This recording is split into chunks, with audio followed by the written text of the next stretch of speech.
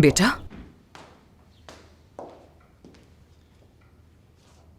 आपके और सबा के दरमियान कोई बात हुई है जो मुझे नहीं पता। तुम क्या कहना चाह रहे हो मुझसे? सबा मुझसे बात नहीं करती।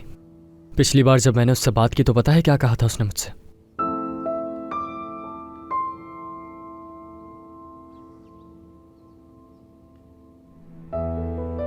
कि मैं और मेरा खानदान उससे दूर रहे।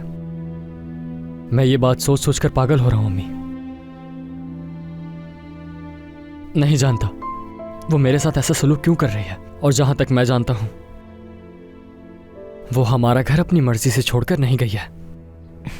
सिनान, अगर सबा ने घर छोड़ दिया है तो इससे तुम्हारी अम्मी या मेरा क्या ताल्लुक हो सकता है? हमने उसे सिर्फ तुम्हारी बेहतरी के लिए निकाला था।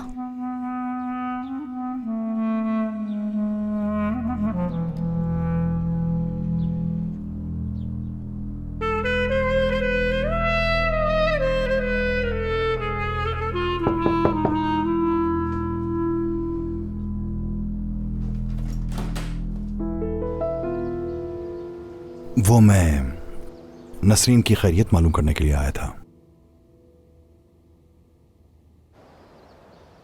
जी आइए करीम साहब।